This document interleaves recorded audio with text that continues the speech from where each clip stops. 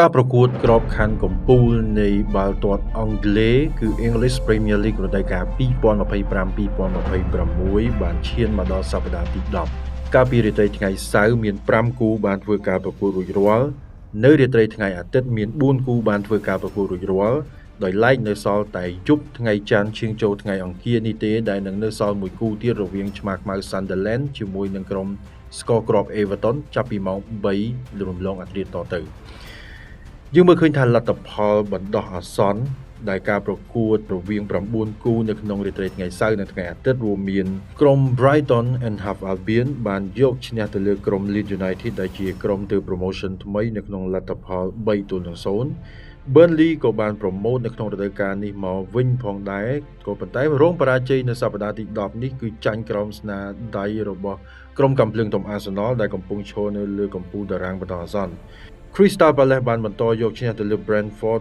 2-0 រីឯ Fulham បានបន្តយកឈ្នះយ៉ាងចាស់ដៃទៅលើក្រុមកញ្ជ្រោង Wolverhampton ក្នុងលទ្ធផល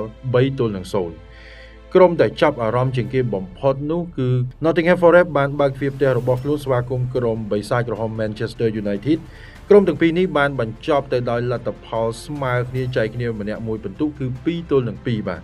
ដែលពីរគ្រាប់ពីខាង Manchester United រកបានដោយកីឡាករសញ្ជាតិប្រេស៊ីល Casemiro និង Amad Diallo លេខ16បាទរកបាននៅនាទីទី80នេះគឺជាការប្រកួតនៅរាត្រីថ្ងៃសៅរ៍យើងវាយមកកាន់លទ្ធផលនៃការប្រកួតនៅរាត្រីថ្ងៃអាទិត្យមាន4គូទាំងអស់បាទក្រុមមន់ខ្នាយមាស Tottenham Hotspur បានបើកទ្វារផ្ទះរបស់ខ្លួនស្វាគមន៍ក្រុម Tokyo Chelsea ក៏ប៉ុន្តែលទ្ធផលមិនសមប្រកបនោះទេដោយ Tokyo Chelsea បានបំបាក់នៅក្នុងលទ្ធផលប្រផិតប្រផាយមែនទែនគឺ1-0បាទរីឯក្រុមម្ចាស់ជើងឯកកាលពីរដូវកាលមុននោះគឺហង្សក្រហម Liverpool បានបើកទ្វារផ្ទះ Anfield របស់ខ្លួនស្វាគមន៍ក្រុមមកពី Villa Park គឺ Aston Villa ដែលដឹកនាំដោយលោក Unai Emery សញ្ជាតិអេស្ប៉ាញគឺបានយកឈ្នះទៅលើ Aston Villa ក្នុងលទ្ធផល2-0ដែលនេះធ្វើឲ្យក្រុមហង្សក្រហម Liverpool មានគេហៅថាក្តីសង្ឃឹមបន្តទៀតនៅក្នុងការតាមពីក្រោយក្លឹបកំភ្លើងធំ Arsenal ដើម្បីប្រជែងជើងឯកនៅក្នុងរដូវកាលនេះជាបន្តទៀតក្នុងការការពារជើងឯកញញួរយៈឬក៏ញញួរធំ West Ham United បានបើកទ្វារផ្ទះរបស់ខ្លួននឹងស្វាគមន៍ក្រុមអ្នកមានជាន់ថ្មីគឺ Newcastle United ដែលដឹកនាំដោយសេដ្ឋីអារ៉ាប់ការប្រកួតនេះកើតឡើងគ្រាប់បាល់រហូតដល់ទៅ4គ្រាប់ឯណោះដោយញញួរធំ West Ham ដែលជាម្ចាស់ផ្ទះបានយកឈ្នះទៅលើក្រុម Newcastle United ក្នុងលទ្ធផល3-1 MQ Manchester City ដែលដឹកនាំដោយលោក Pep Guardiola បរិសញ្ជាតិអេស្ប៉ាញឬក៏មកពីតំបន់ Catalan ហ្នឹងបានយកឈ្នះទៅលើ AFC Bournemouth នៅក្នុងលទ្ធផលបច្ចេកទេស3-1ដោយយើងក៏សម្គាល់ឃើញថាការប្រកួតនោះ Erling Haaland ដែលជាបរិសញ្ជាតិ Norway និងបរិសកម្ពុជាខ្ពស់គឺជាម៉ាស៊ីនគ្រាប់បាល់របស់ Manchester City តែម្ដងដោយលោកបានសុទ្ធបញ្ចូលទី2គ្រាប់ដែលម្នាក់ឯងនៅក្នុងការប្រកួតនោះជួយឲ្យ Manchester City បន្តយកឈ្នះទៅលើ AFC Bournemouth នៅក្នុងលទ្ធផល3-1នេះគឺជាការប្រកួតក៏ដូចជាលទ្ធផលត្រួសនៃក្របខ័ណ្ឌកំពូលអង់គ្លេស English Premier League រដូវកាល2025-2026ស្ថិតនៅក្នុងសប្តាហ៍ទី10បន្ទាប់ពីនេះទៅនៅក្នុងរាត្រីថ្ងៃច័ន្ទឈានចូលថ្ងៃអង្គារនេះគឺការប្រកួតនឹងមានតែមួយគូទេនៅចាប់ពីម៉ោង3រំលងអធ្រាត្រតទៅរវាងឆ្មាខ្មៅ Sunderland និងបើកទ្វារផ្ទះរបស់ខ្លួនស្វាគមន៍ក្រុមស្គរគ្រាប់ឬក៏ទូកក្តោង Everton នៅក្នុងការប្រកួតនេះតើ Sunderland អាចបន្តឯកតកម្មរបស់ខ្លួនល្អកម្រិតណានៅក្នុងជំនួបនេះ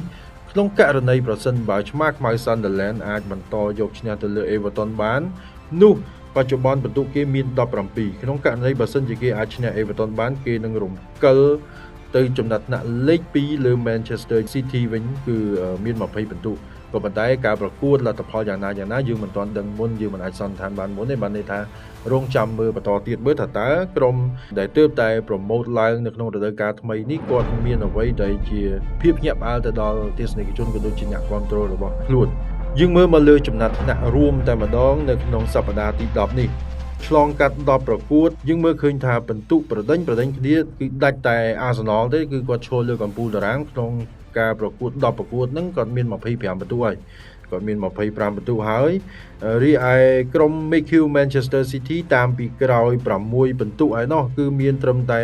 19បន្ទុកទេនៅក្នុងការប្រកួត10ប្រកួតហង្សក្រហម Liverpool ដែលជាម្ចាស់ជើងឯកហ្នឹងឆ្លងកាត់10ប្រកួតមានតែ18បន្ទុកទេអញ្ចឹងបើនិយាយពីបន្ទុកដែលតាមពីក្រោយក្រុម Arsenal ហ្នឹងគឺរហូតដល់ទៅ7បន្ទុកឯណោះ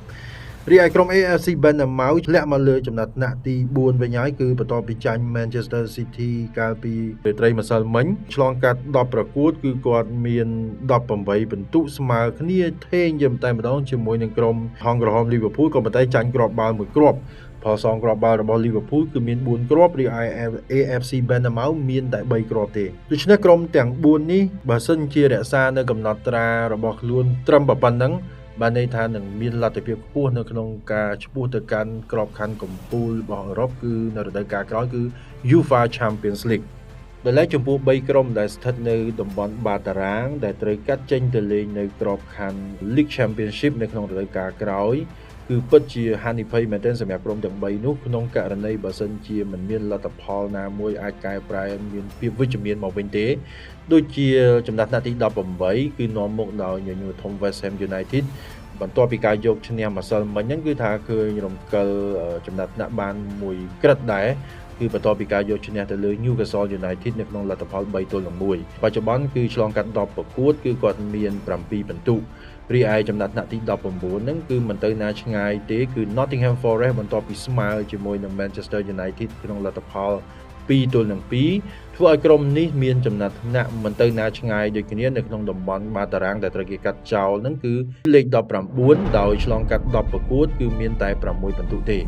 ហើយក្រុមដែលអាភ័ព្វជាងគេបំផុតនៅក្នុងរដូវកាលនេះគឺកញ្ជ្រោង Wolverhampton Wanderers ឆ្លងកាត់10ប្រកួតមិនទាន់ស្គាល់ពាក្យថាឈ្នះទេបាទគឺស្មើ2ក្រៅពីហ្នឹងគឺចាញ់8តែម្ដងដូច្នេះគាត់មានតែ2បន្ទុកទេដូច្នេះក្រុមមួយនេះគឺស្ថិតនៅក្នុងភាពផុយស្រួយនៃចំណាត់ថ្នាក់ជាងគេអាចនឹងទទួលនៅការកាត់ចេញអំពីក្របខ័ណ្ឌលីកកំពូលទៅលេងនៅក្របខ័ណ្ឌ